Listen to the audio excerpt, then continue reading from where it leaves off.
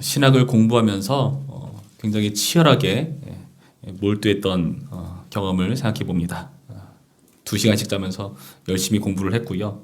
그때 사역도 열심히 했었기 때문에 설교 기회가 특별히 많았습니다. 설교도 준비하고 하다 보니까 정말 잠잘 시간 쪼개가면서 열심히 공부하던 생각이 납니다. 특히 도서관에서 거의 살다시피 했는데 수많은 과제로 주어지는 책들을 섭렵하느라 시간이 굉장히 부족했고요. 그런데 그렇게 노력을 하면서도 크게 깨달은 것이 있었습니다. 도서관에 책들이 굉장히 많거든요. 그 중에서 고작 몇 권 섭렵하는데 이처럼 힘든데, 그런데 이 도서관에 많은 책들을 내가 어찌다 섭렵할 수가 있겠는가 하는 생각이 들었습니다.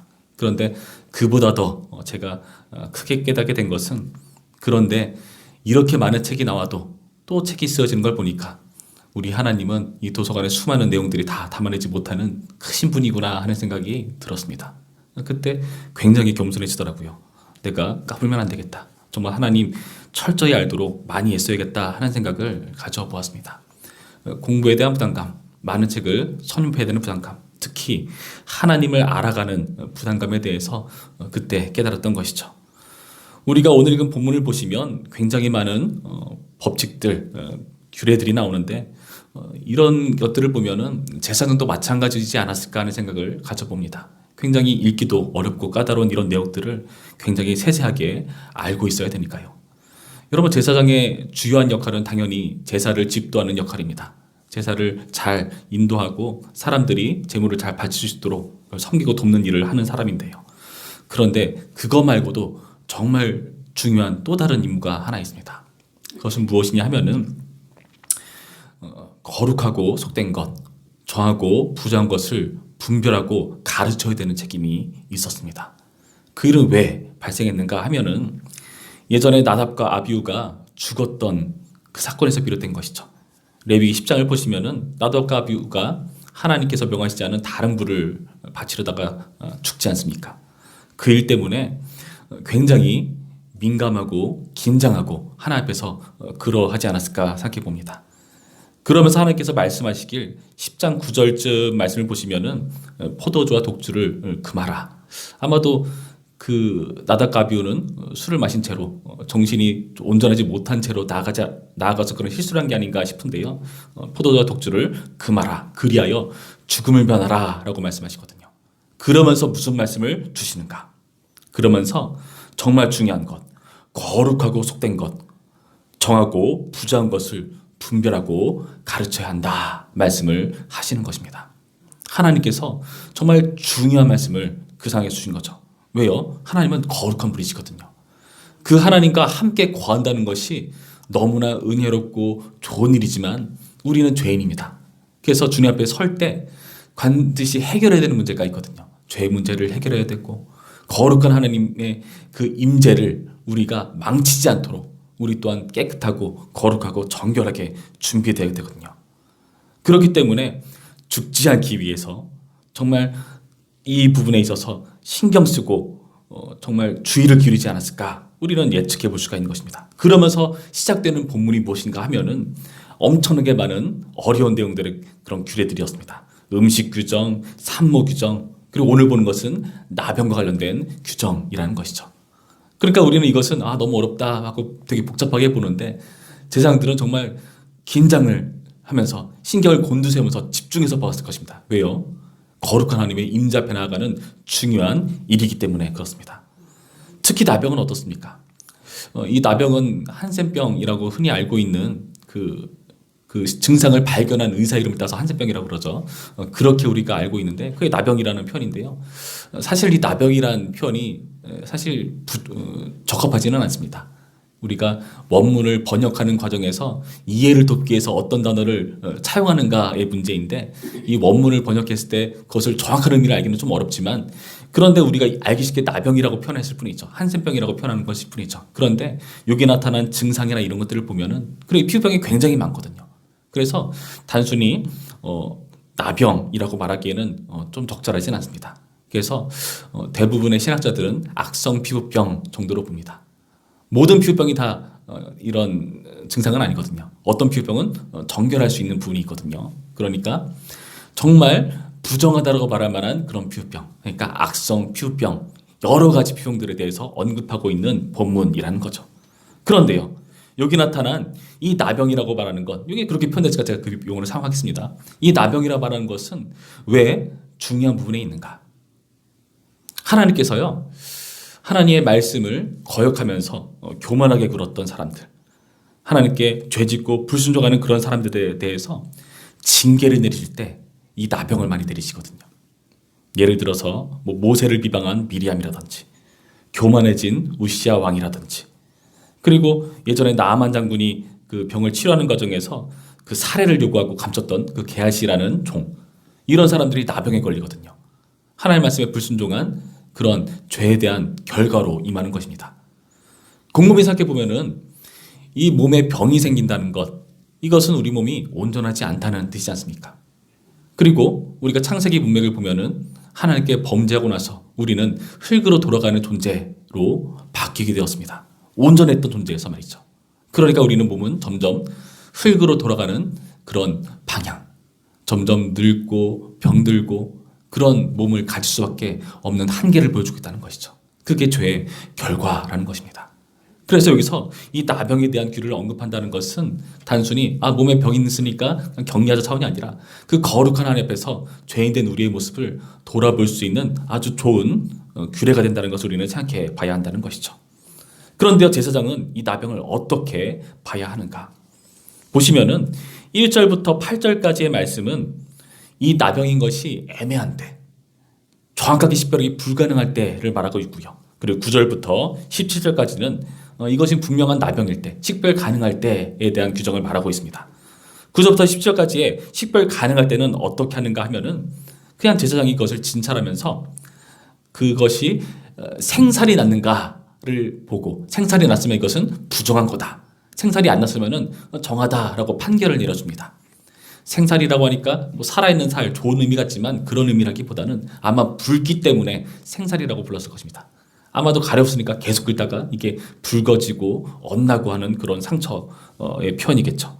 그런 식으로 이것을 판단을 내립니다. 이것은 정한 것이다, 부정한 것이다 라고 판단을 하죠. 그리고 2절부터 8절까지 말씀 보시면 2절에 뭐라 되어 있죠? 만일 사람이 그의 피부에 무엇이 돋거나 뾰루지가 나거나 색점이 생겨서 그의 피부에 나병 같은 것이 생기거든, 그리고 제사장 아론에게나 그의 아들 중 한 제사장으로 데리고 갈 것이오 하면서 진찰하라는 내용이 나오거든요. 그러니까 애매한 경우입니다. 나병이 맞나 아닌가 잘 모를 때. 그럴 때는 보면서 격리를 시킵니다. 일주일 동안 격리를 시키고 여기 1회 동안 격리시킨다 되어 있잖아요. 그러면서 또다시 보는 겁니다. 그러면서 이게 증상이 퍼졌는가 퍼지지 않았는가. 만약에 퍼지지 않았다면은 일주일 동안 지켜보고 다시 보는 거죠. 그래서 이게 퍼졌으면은 이것은 부정한 거고, 안 퍼졌으면은 정한 것이다 라고 판결을 내려준다는 것입니다. 여러분, 이 모든 과정 중에서 중요한 건 무엇입니까? 오늘 표현을 계속 보시면은 이 제사장에 있어서 진찰했다는 표현이 굉장히 많이 나오거든요. 보시면은 3절, 5절, 6절, 8절, 10절, 13절, 15절, 17절 계속 보시면은 진찰하라 라는 표현이 계속해서 등장합니다. 이 진찰한다는 표현은요, 본다는 의미입니다. 본다. 그냥 본다는 의미가 아니라 주목하여 보고 조사하여 보는 것. 그 말인 즉슨 제사장은 이것을 자세히 보면서 이것에 대한 판단을 내려야 되는 사람이기 때문에 당연히 무엇이 전제되어야 됩니까? 이 병에 대한 증상에 대한 지식을 가지고 있어야 됩니다. 우리가 레위기를 어려워하는 이유 중에 하나죠. 아주 세세하게 꼼꼼하게 아주 길게 나열되어 있는 이것을 아주 잘 알고 있어야 이것을 분별할 수가 있지 않겠습니까? 마찬가지입니다. 제자로서 이 진찰을 위한 자질은 이런 지식을 가지고 있어야 되는 것처럼 우리 또한 하나님의 말씀을 바르게 알고 있어야 이게 좋은 건지 아닌 건지 나쁜 건지 이것을 분별할 수가 있게 된다는 것이죠. 하나님의 말씀을 기준으로 이것을 생각해야 된다는 것입니다. 요즘 세상은 좀 애매해진 것 같습니다. 모두 다 애매하게 해석을 합니다. 그것은 이렇게 생각하면 좋은 거고 저렇게 생각하면 나쁜 거다. 상대적이라고 하죠. 비교하면서 어떨 때는 좋고 어떨 때는 나쁘고, 이게 그때그때 달라지는 현상들. 그 세상에는 다들 내가 옳다라고 말하지 않습니까? 그러니까 상대를 존중한다는 명분하에 너도 옳고 나도 옳아, 우리 모두 다 오라 라고 하면서 퉁치고 다 받아들여주는 이상한 모습들. 그러면서 진짜 잘못된 것들을 괜찮은 것인 양 받아들이는 모습들이 실제로 있지 않습니까? 그럴 때 우리는요, 그런 상대적인 기준이 아니라 하나님 말씀이라는 절대적인 기준에 맞춰서 이것을 자세히 보아야 하는 것입니다. 그게 교회를 보호할 수 있는 중요한 자질이라는 것이죠. 그래서 교회에서 만약에 이것이 정말 거룩하고 속된 것 중에 속된 것이라면, 정결하고 부자한 것 중에 부자한 것이라면 이것을 경계하고 주의하고 이것에 대한 판단을 내려야 되지 않겠습니까? 그래서 교회는요, 당회를 통해서 7일이라는 것을 합니다. 7일은 다스린다는 뜻이죠. 다시 말해서 이것을 보다 하나님 뜻에 맞게 정확하게 판단해서 교회의 거룩성을 지키고 이어나가기 위해서 반드시 가지고 있어야 되는 마음이라는 것입니다. 근데 요즘은요, 교회가 사람들의 인기를 쫓기 시작하니까요, 자꾸 약해졌어요. 7일을 좀 소홀히 합니다. 이 7일이라는 것을 통해서 어떻게 해야 되는가? 죄 짓는 사람에 대해서 그것의 심각성을 깨워주고, 교회는 그것에 대해서 정말 주의 깊게 여겨야 된다는 것을 보여주고, 때로는 권고하면서, 수차례 권고하면서 나중에 교회 이름으로 말하면서까지 그 일에 대해서 판단을 내려줘야 한다는 거죠. 안 그러면 금방 교회는요, 세속화 되어버리고 말 테니까요. 근데 그 과정에서 또 중요한 게 뭐죠? 제사장은 단순히 지식만 많아서 됐냐? 그렇지 않다는 것입니다. 보시면 애매한 경우들이 있지 않았습니까? 일주일간은 격리시키고 다시 봤을 때 잘 모르겠어요. 또다시 일주일을 격리시킵니다. 무슨 말이죠? 신중성이 요구된다는 것입니다. 신중하다는 것은요, 하나님의 마음을 품는 것입니다.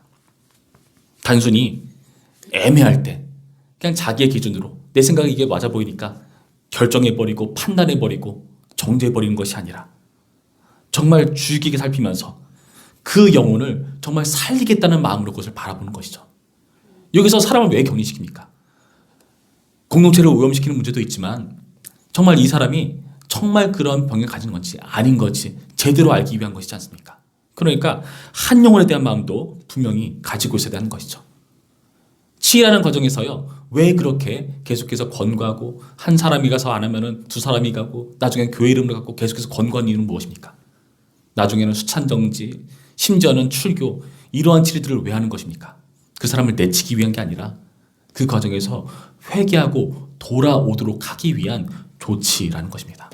한 영혼을 정말 죄로부터 보호하고 돌이키게 하기 위한 목적으로 한다는 것이죠. 다시 말해서 이런 제자로서 요구되는 진찰에 대한 자질은 이 교회를 자세히 보면서 주목하고 조사해야 되는 이런 자질은 무엇이냐 하면은 결국 하나님 말씀이라는 지식과 하나님 마음의 신중성을 가지고 이 교회를 바라봐야 한다는 교훈이라는 것입니다. 여러분, 제가 왜 공부를 열심히 했겠습니까? 하나님 말씀이 너무 많잖아요. 정말 많아서 정말 모르겠더라고요. 신학하기 전에는 제가 많이 한다고 생각했어요. 되게 많이 한다고 생각해서 교만했었는데, 근데 신학을 해보니까 정말 겸손해지더라고요. 신학하기 전에는 목사님 설교가 왜 저렇지? 저거 잘 모르시는 말씀 같은데 다른 목사님은 아니라고 말했는데 그렇게 까불었어요. 근데 신학을 하면서 겸손했습니다.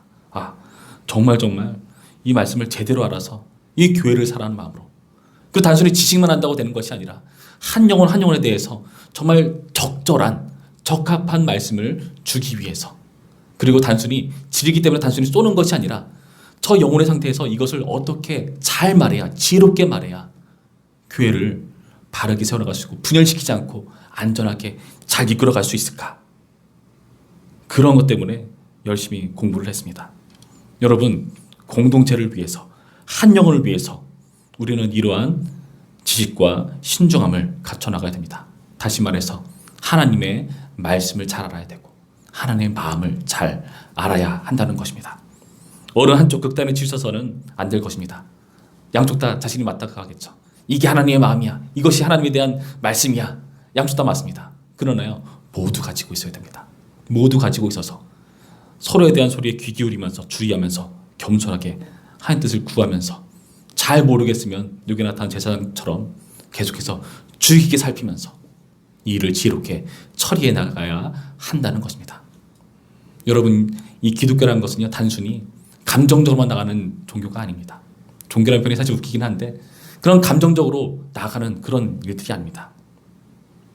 술 취해서 결국에 포도주와 독주 때문에 죽음에 이르렀던 이 나덕과 아비우처럼 되지 않기 위해서는 정신을 똑바로 차리고 제대로 분별을 하기 위해서 말씀을 잘 알아야 되고요. 자신이 그냥 오락가락하는 것이 아니라 하나님의 말씀을 기준으로 굳건히 서서 이 일을 추진해 나가야 한다는 것입니다. 여러분, 이 일을 신경 쓰면서 이 거룩한 주일 하나님의 말씀과 하나님의 마음으로 이 교회를 지켜나가겠다, 하나님의 말씀을 사랑하겠다, 교회를 사랑하겠다라는 마음을 갖춰나가는 우리 모두가 되기를 주님의 이름으로 축원합니다.